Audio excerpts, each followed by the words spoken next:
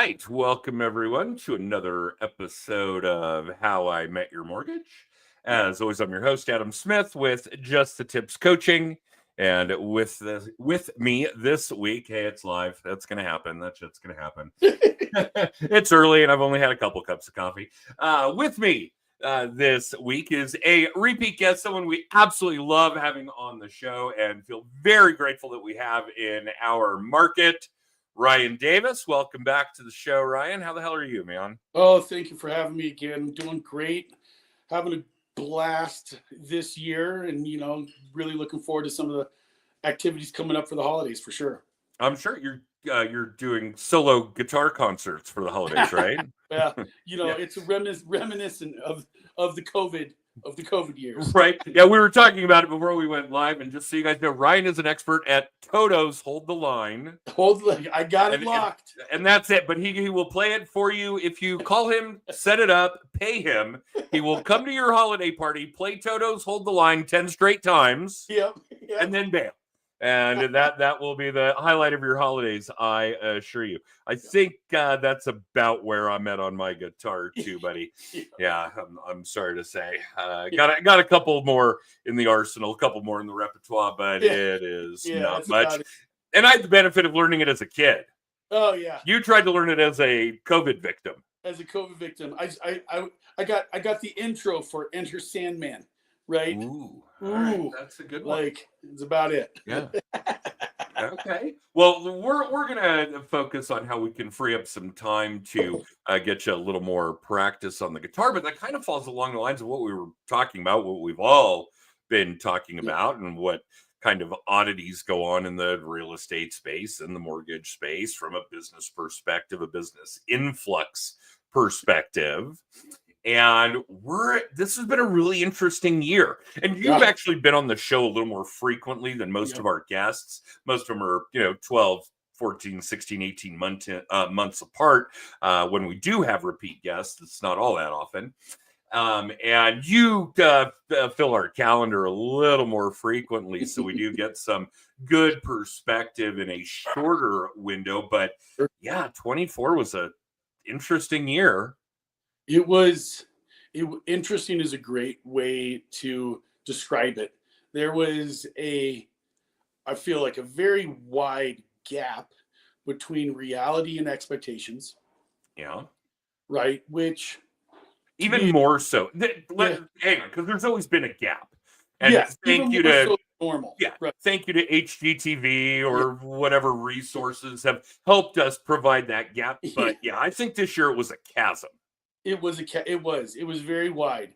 And, I think that threw a lot of folks in our industry off because it was not hey, let's raise my hand. And next thing you know, I've got a sale. And people really had to work at providing value and sound advice. And a lot of times the right advice was not what a buyer or a seller wanted to hear. And, it was a struggle a lot of times trying to cover that gap and at least shorten that bridge a little bit where it was acceptable.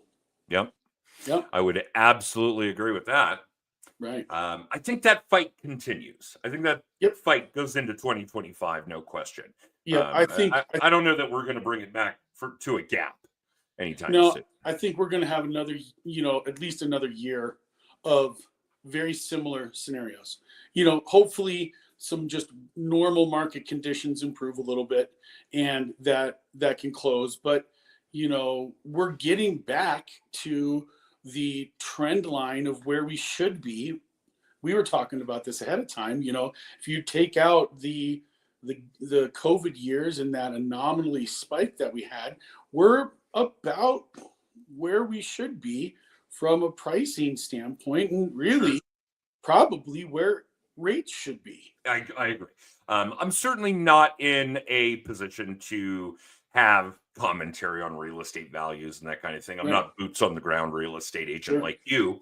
Obviously, being boots on the ground mortgage originator makes for a certain insight into what goes on in financial markets, certainly the mortgage-backed securities market. And I often comment on the fact that if we had a healthy economy, Yep. I do think that that's an if, and I'm not sure we ever have since, say, the Industrial Revolution.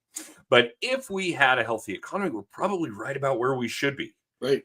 Values, interest rates, Right. even with the cost of goods. And I know that that's a really tough one for a lot of people to swallow, because now a dozen eggs is $30 or whatever the case is. Whatever it is. Right.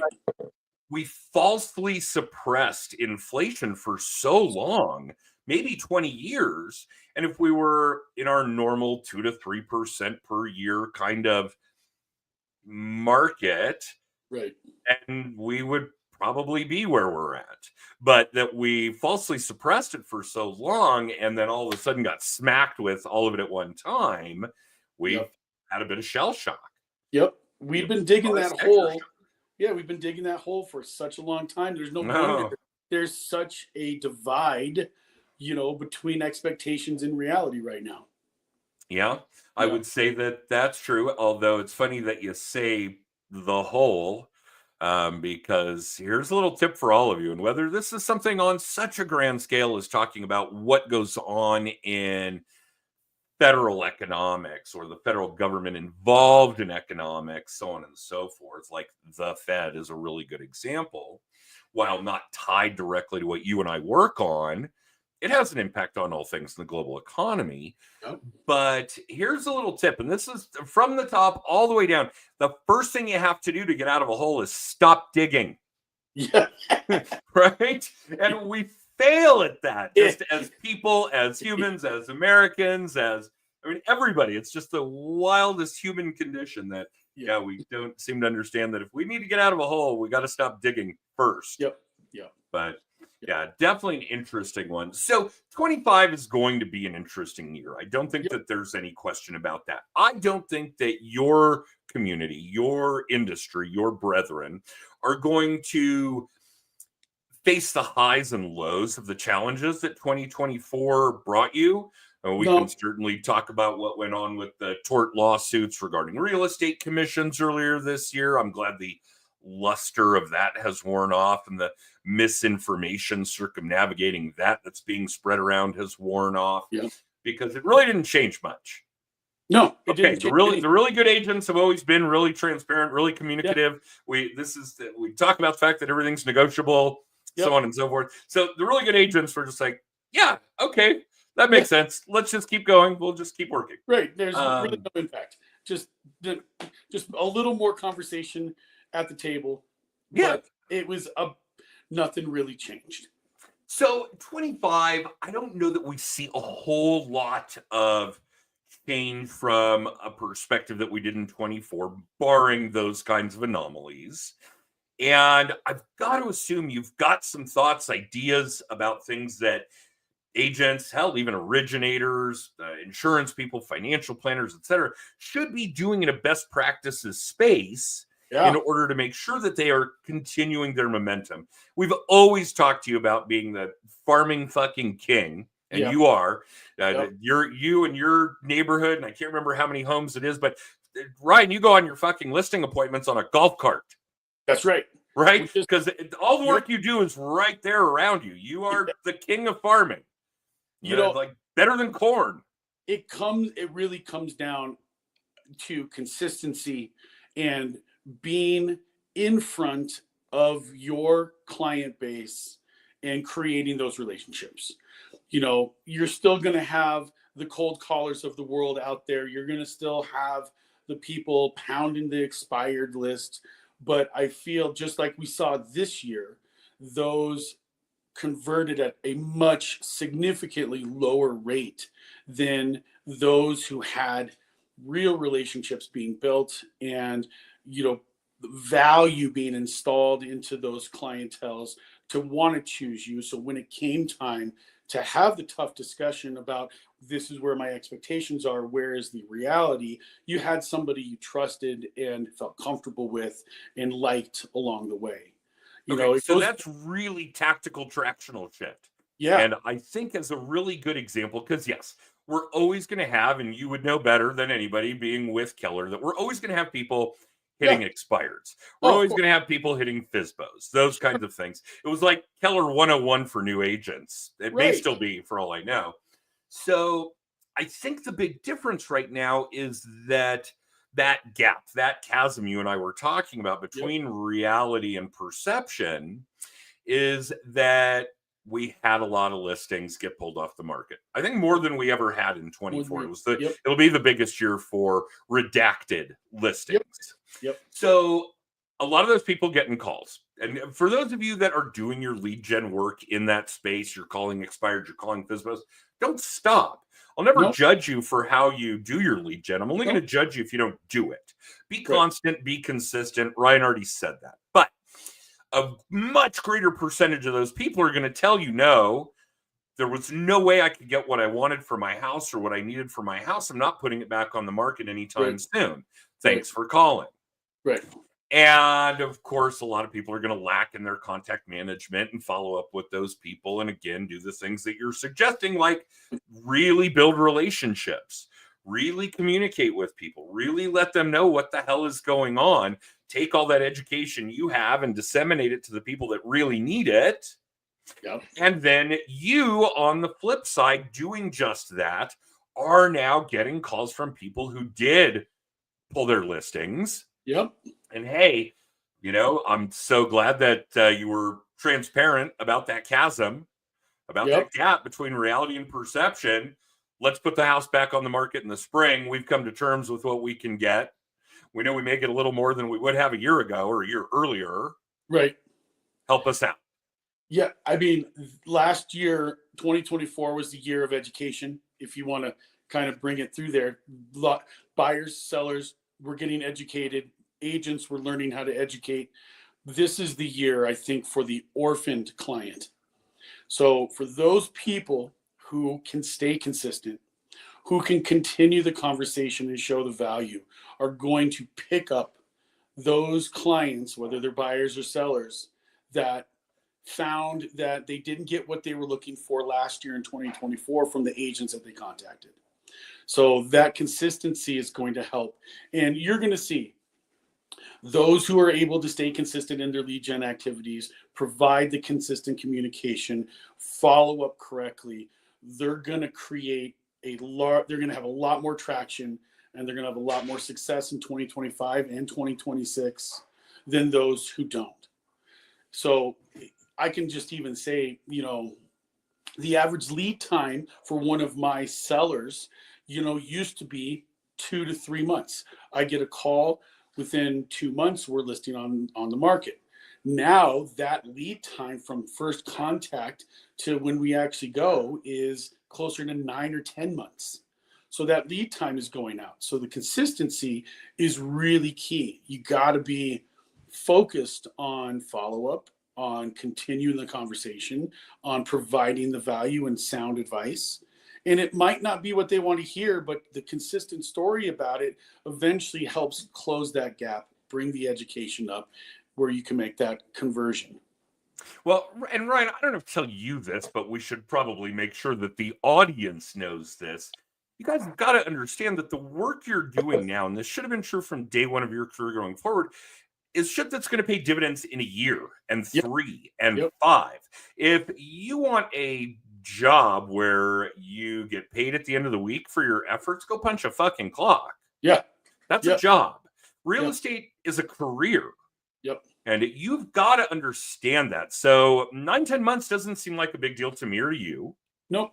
But a lot of agents that just heard you say that are upset about it. Yeah. Right. That, I'm not going to get a I got to get paid quicker than 9 or 10 months. What am I going to do? Right. But that is the reality of it. There's no question.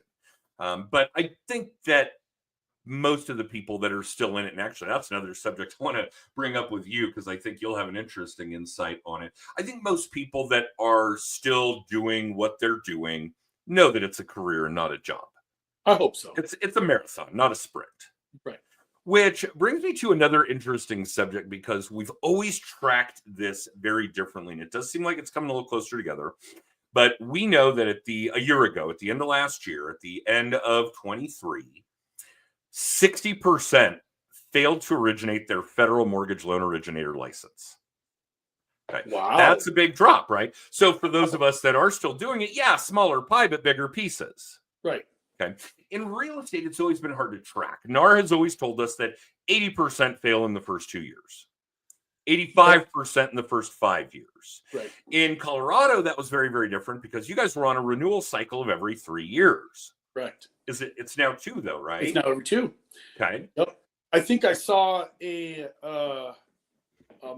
RE Colorado stat that said out of the 13,500 licenses looking to renew this year, as of the first week of December, only 7,500 to 8,000 had actually renewed. Wow. Right now, Okay. That's a Well, big number. the but starting number was already half of what it was at its peak is a big deal. Right. Well, but the second part about that is we all know the tendency of realtors to be, last minute. So Okay. So who knows what that's going to look like? I'm not going to lie about my protagonistic ways. And if anybody at Dora is listening, I promise I'll get it done before the end of the month. I swear. Yeah. I've got my CE done. I know it's at this point just giving you people money. So we will absolutely get that done. I swear. But it brings up a very interesting thing because I do think you're going to see a lot of the maybe younger tenured agents, experience 2023 and maybe late 2022 as huge successes and then never have been trained on how to properly plan and lead gen and be consistent, have a really tough year this year and make the decision to get out and go back to corporate world or do something else with their careers. Interesting. So I do think we are going to see a fairly sizable reduction in the amount of active licenses, by the first of the year. So, yeah. And we already did a year ago.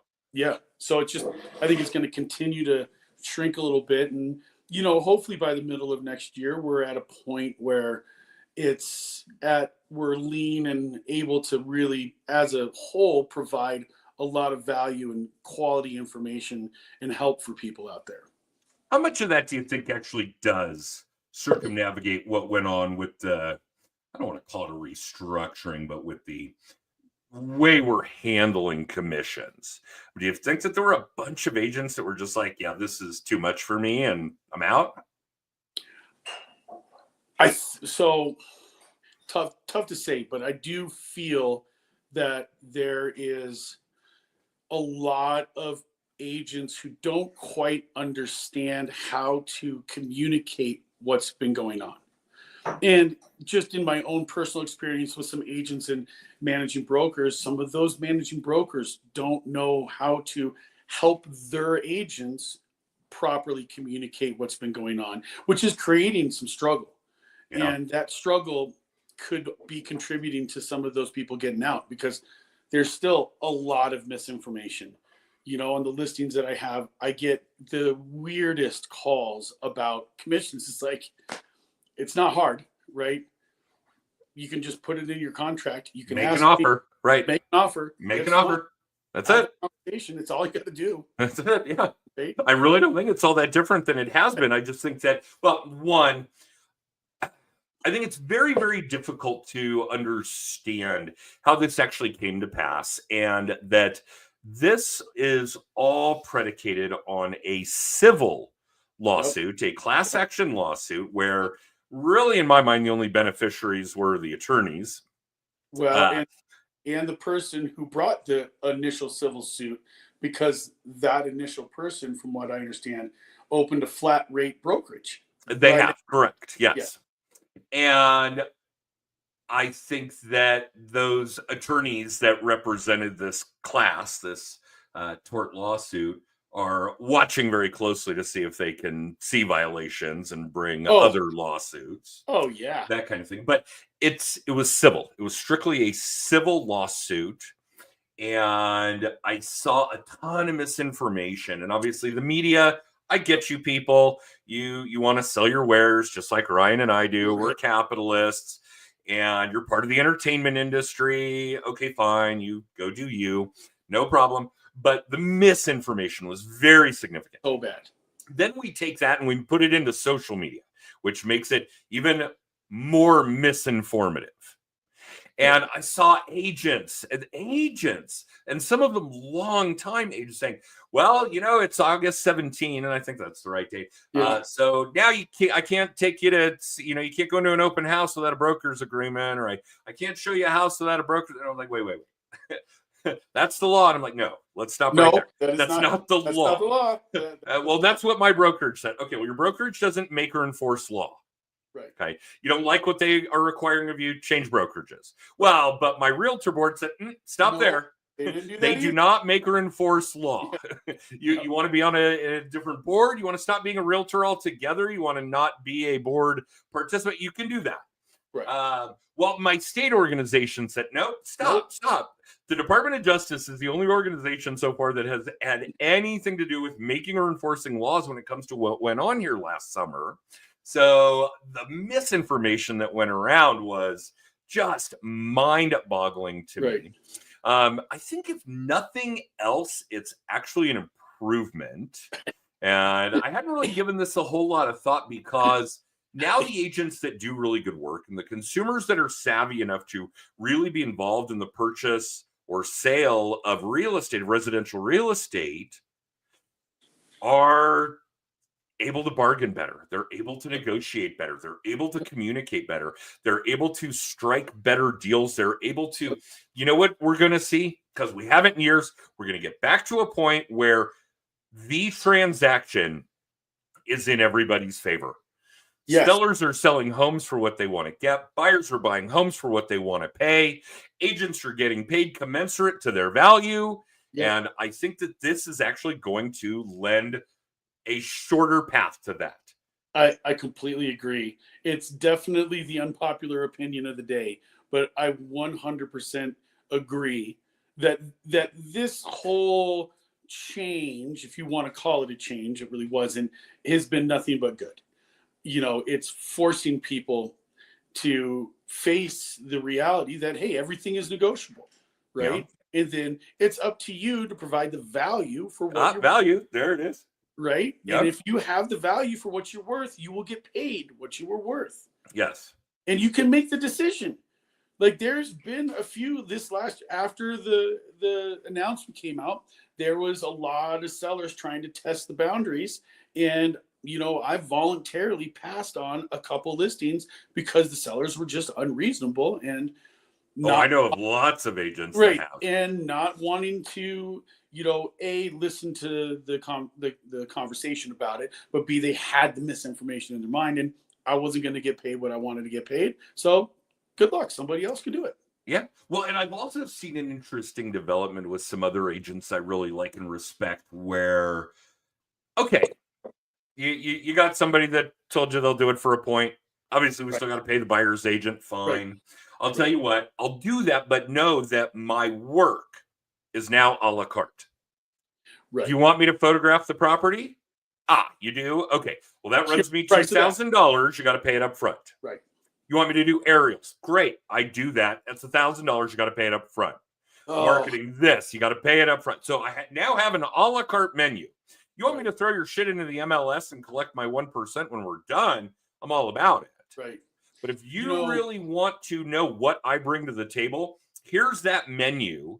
Here's what it costs me. Right. You decide what you want to pay for up front, by the way. Right. You're paying for this. Right. I'm not going to pay it and recoup it. I'm not going to pay it and then hope it's, my 1% is enough to get back what I've already spent selling your home. And that, I thought, was a really interesting development and way to kind of not only make sure that your clients know what you actually do, what you are bringing to the table. You want to have it staged? Great, here's what that costs. Right. I mean, on and on. But it's really starting to give the consumer some insight as to how expensive it is to sell a fucking house. Yeah, right. How much money a real estate agent is out of pocket. And this is true on the buy side, too. How much money your agent spends in order to get you into a home or to get your home sold, the consumer doesn't have a clue. No idea. No idea.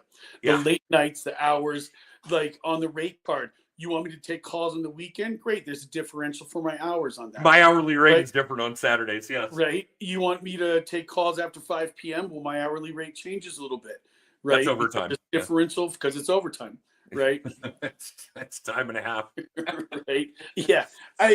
I've heard of that. I've heard of the rate card method.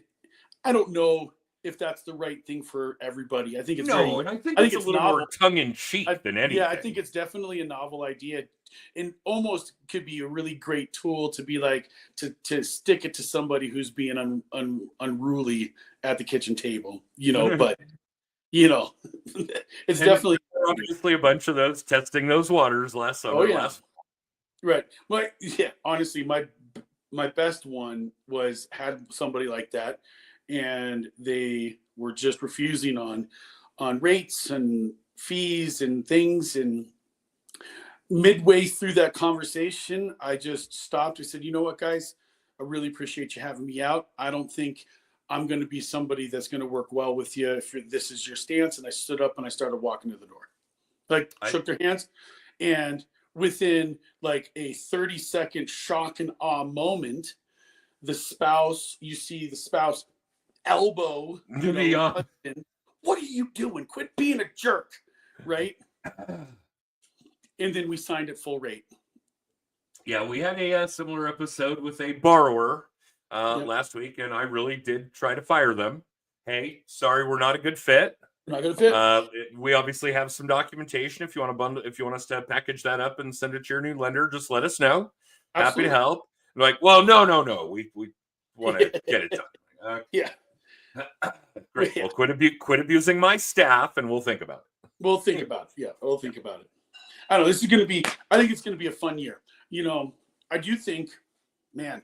Well, one, you already said you're going to learn a second song on the guitar. 100%, dude. Absolutely. No, really. What do you foresee in 25, and what kind of things can agents be doing to really, make sure they're still in the business come 26?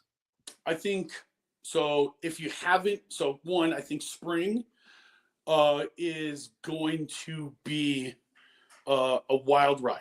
I think you've got a wave of sellers and a wave of buyers all converging at the same time. Okay. Where people are like, hey, we're gonna hopefully see a new administration with some benefits trickling down to us. We're gonna capitalize and list in the spring when it's the best time to sell. And you have buyers that have some expectations on where rates are going to be and how their ability to purchase is going to be. So I think this March, April is going to be a very busy time for those who are out working. We're gonna open a door to some pent up demand. Yeah, we're gonna see a release. I think we're gonna see a release of that, which could go a couple different ways. I mean, we could just get over flooded with inventory, and then days on market, shoots up. It could just be all the buyers that have been on the bench this whole 2024 are just now at the point where they're sick of looking at the same walls and they're ready to go. Yeah, I think there may be some truth to that.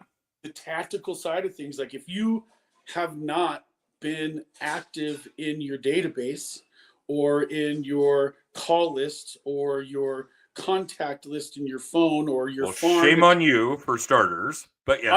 Understandable. Like I get it. It's been a really tough year. We need a little bit of a mental health break, but you got to get on it because you're late.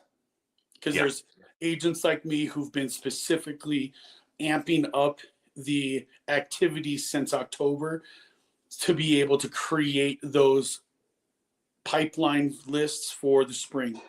So if you haven't started talking about, but I think that no question it's magnified, but I think what you're describing has held true for real estate agents, originators, everybody historically. I mean, This past year was definitely different, no question, but I don't know what it is, what that mentality is, or really how it spawned. It's just always been there that things actually quiet down this time of year, especially right now. And you're actually our last guest this season. That's crazy. Yay! Yeah. But between Thanksgiving and New Year's, we think it's a holla month. It's not a holiday, it's a holla month. And it's not. I got news for you guys. People are out there buying and selling houses. They are. And if you're the one that's constant and consistent with your lead gen work all around the calendar, your end result is going to be constant and consistent as well. Right. And the volume of people I see that aren't doing anything right now, like nothing at all, and when they realize January, February that they don't have anything that, you know, even vaguely resembles a pipeline, and that's when they're going to spring back on it so that they're busy in the spring. Yep. And then they get really busy in the summer, which means they slack off on their consistent lead gen activities in the fall. And we repeat this cycle every freaking year. Guys, if you want consistent results, you have to be consistent in your actions. Right. Yeah. I track a lot of my core numbers based off of completed buyer and seller appointments. Okay. I have a goal every month of completing at least 7 at a minimum completed buyer or seller appointments. I know that's fantastic. Just my personal numbers, that amount at a minimum will make my income and GCI goals for the year. My stretch goal is 10. Well, in December, like November was a very slow month for appointments, but I'm already eclipsed my goal for December already. And now I'm into the bonus appointments for the rest of the year. And all of those appointments are leading indicators of where the pipeline's going to come in at. Ryan, you're talking about, this is amazing to me, because you're talking about something that is a staple of business ownership.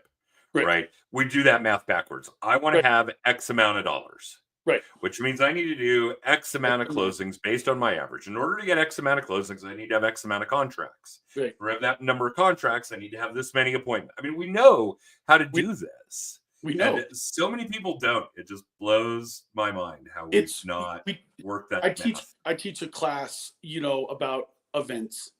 And hosting events and making events part of your lead generation. You are good at it, no doubt. Right. But all of it comes, into backing into how many events you should do, which would, lead to how much time you need to plan, which leads to how many people you need to touch and how many contacts need to be there. And it all is mathematically based. And it's surprising because every time I teach this class at our market center or within the Keller Williams world, there are a majority of just faces that are just in awe because, oh my gosh, you mean tracking my numbers would be important?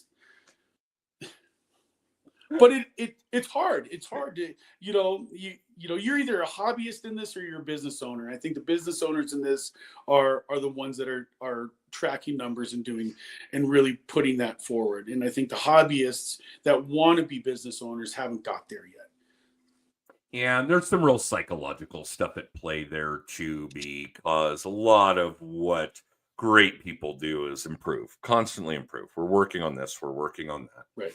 And we do a lot of introspection. Mostly, and this is tough for all of us, but identifying where we suck.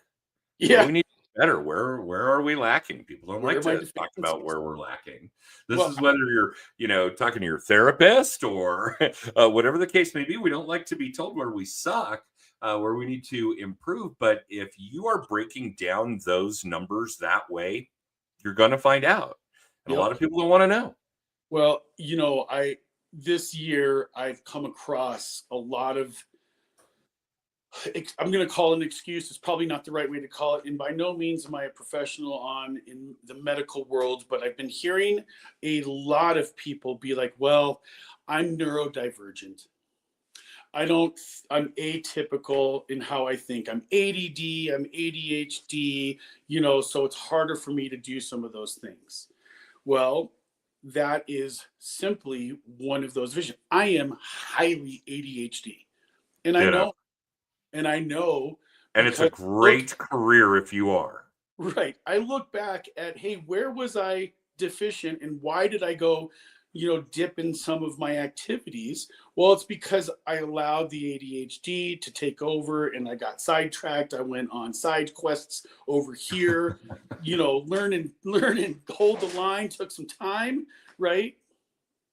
But being able to identify that and not let that be an excuse, but let it be a power source is incredible. It's Because huge. once you can identify it, then you can know the triggers and how to get around it. There's no like anybody who knows me thinks I'm ridiculous because I carry around a 12 by 10 calendar, paper calendar that is all my appointments are in it. They're highlighted different colors like a teenage girl in middle school, right? But that is one of the ways that I identified early on that, hey, if I need to curb my ADHD, I need something I can touch, feel, look at that also is bright in colors that tells me what I need to do. So I can look at my calendar, and if it's a certain color, I know what I need to do. Well, we'll do this on another episode, but yeah, boys and girls, calendar management. Yeah. I mean, it's one of the very first things we work on with our coaching clients because happiness is a well-oiled calendar. Yes. No question about it. And if you happen to need that tangible good like Ryan does, fantastic. And by the way, if you guys want some of this insight, I think the website is ryanisnowmyshrink.com. Yeah. Right? Yeah. But in reality, Ryan, how can people find you? My phone, so my cell phone's always the best way. You can always reach me on any of my social media. Least good way to get hold of me is email because that rarely gets checked until the evenings. But phone call through social media, one of the accounts. You can reach through my website at ryanincolorado.com. Any other of those ways will get to me. Cool. And thank you. I love helping people, so feel free. I'm always open. I know you are. That's why I'm happy to disseminate that information. And thank you for doing this again. I know carving this kind of time out on a Monday morning is not an easy thing to do. And I know you've had a busy year. And thank you for wrapping up our season, our 7th season of How I Met Your Mortgage. Yeah, we have done this podcast a long time. Yep. So yeah, cool stuff. I always love coming on. We always have great conversations, and it's fantastic. Yeah. And for those of you listening or watching live or in syndication, we do this live on Facebook, LinkedIn, and YouTube on Mondays at 9:30 Pacific, 12:30 Eastern. And you can catch the podcast a mere 48 hours later on Apple, Amazon, and Spotify.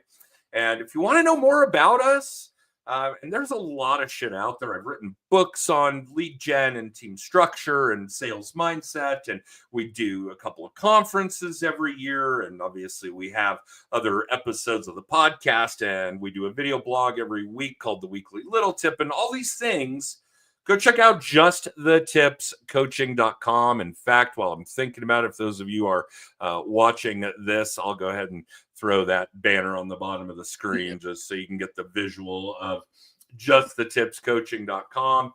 Other than that, Ryan, thank you, man. Love having you on the show. We are going to get to the bottom of your Jeep death wobble woes. Yes. For those of you that know, Ryan and I are Jeepers. We've both had a few. And for those of you that own a Jeep, death wobble is a very real thing.